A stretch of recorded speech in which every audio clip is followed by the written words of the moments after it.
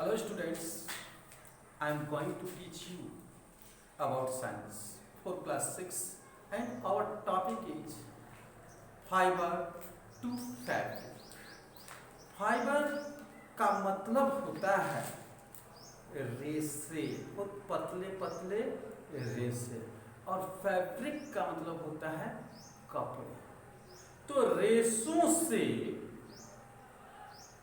कपड़े तक का जो सफ़र है, इसके बीच में कौन कौन से प्रोसेस होती हैं, किस प्रोसीजर के जरिए हमें गुजरना होता है कपड़े बनने तक, हम उसके बारे में जानेंगे। So my dear lovely students, let us know about fibre. Fibre, we obtain fibre from plants and animals.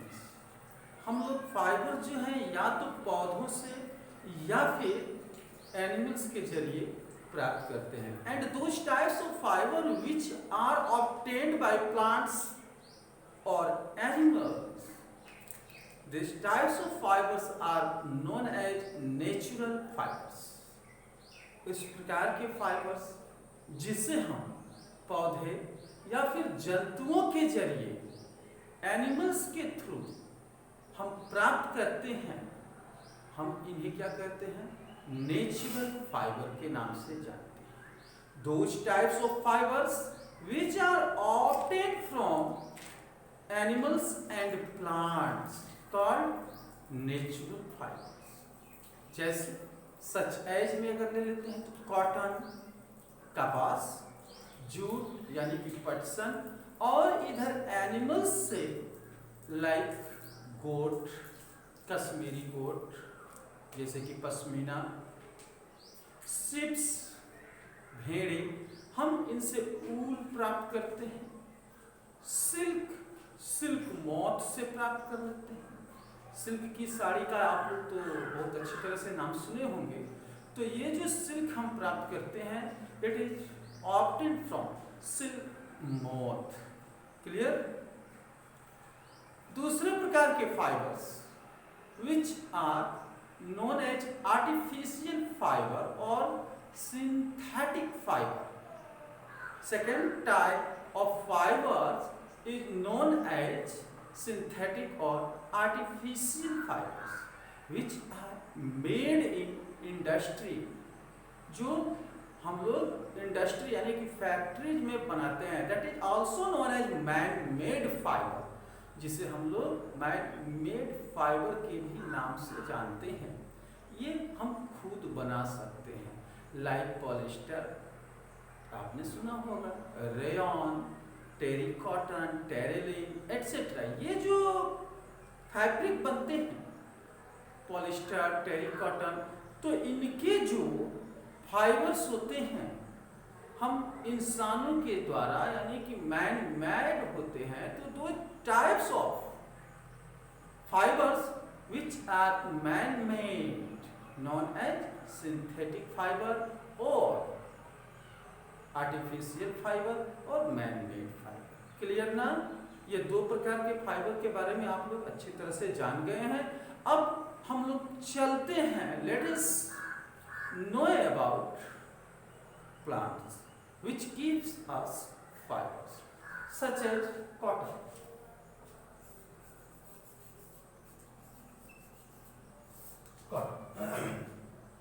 हम कॉटन से भी रेशे प्राप्त कर लेते हैं और इनसे हम जो है कि फैब्रिक बनाते हैं, कपड़े बनाते हैं। तो ये कॉटन जो है कल्टीवेटेड इन वार्म रीजन, इसका कल्टीवेशन जो होता है वार्म रीजन यानी कि गर्म प्रदेशों में जहाँ गर्मी ज़्यादा पड़ती है, लाइक जैसे कि वेस्ट रीजन ऑफ इंडिया, पश्चिमी भाग, northern side and central India, जैसे कि महाराष्ट्र, राजस्थान, हरियाणा और यूपी। इन सारी जगहों पे जो है कि कॉटन की खेती होती है। क्लियर बात है ना? ये कॉटन जो है मोस्टली कल्टीवेटेड इन ब्लैक क्ले सॉइल। ये अधिकतर जो है काली मिट्टी में उगाया जाता है कॉटन। क्लियर है? It bears flower in 60 day. इसमें फूल आते हैं 60 दिनों में। It bears flower in 60 day and its flower is whitish yellow. इसके फ्लावर कैसे होते हैं? तो व्हाइटिश येलो होते हैं, विच टर्न्स इन रेडिश, जो बाद में ये रेडिश ब्राउन कलर के ये हो जाते हैं। कंफर्म? जो बाद में ये रेडिश ब्राउन कलर के हो जाते हैं। कंफर्म ना? ग्रेजुअली, धीरे धीरे this flower bears fruit which is green in colour, just like walnut size fruit. Walnut size के फल की तरह होता है ये। ऑन मैच्योरिंग, जब ये मैच्योर होते हैं, परिपक्व होते हैं, यानी कि पक जाते हैं, it's turn in brown colour and burst, और ये फट जाते हैं, जिससे क्या निकल आते हैं? कॉटन बॉल निकल आते हैं, क्योंकि उनमें कपास की हुई कपास भरा रहता है, और ये जब फटने पर ये कपास बाहर निकल आते हैं। क्लियर बात है ना? हम इसे जो है वी ड्राई देम इन सन, हम इन्हें धूप में सुखाते हैं, जिससे ये क्या होते हैं? बिकम फ्लफी, जिससे ये फ्लफी यानी कि नरम मुलायम हो जाते हैं।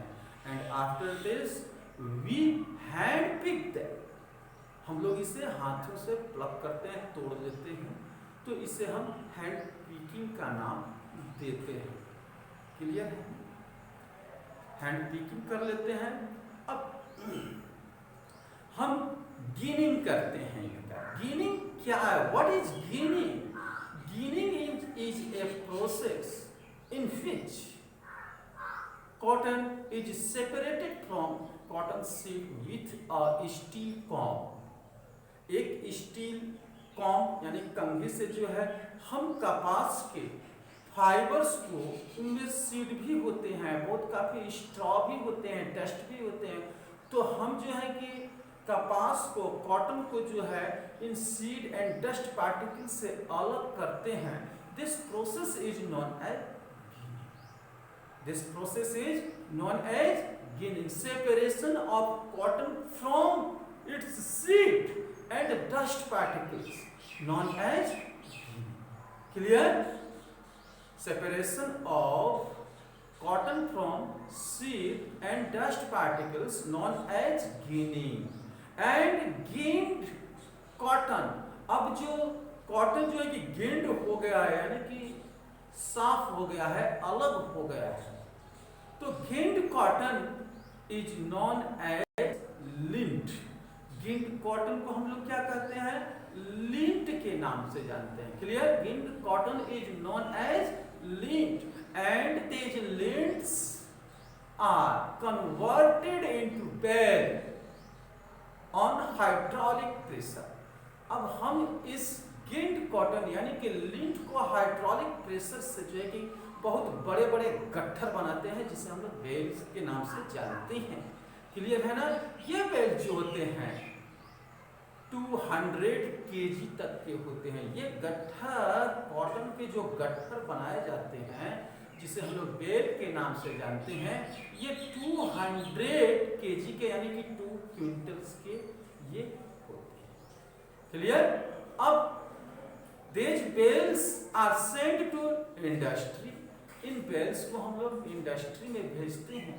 वहां इंडस्ट्री में जो है ये बेल्स जो होते हैं क्या किए जाते हैं? स्ट्रेट किए जाते हैं, सीधे किए जाते हैं, and converted into yarn. Converted into yarn, इन्हें हम लोग यार्न में बदल लेते हैं। We can also converted cotton into yarn by takli, charkha etcetera. हमारे पहले जो है कि हम लोगों के घरों में जो है कि चरखा होते थे, तकली होते थे, जिसके हेल्प से हम लोग जो है कॉटन को जो है कच्चे धागों के रूप में कन्वर्ट कर लेते थे। ये कच्चे धागे ही यार्न कहे जाते हैं। Thank you for watching.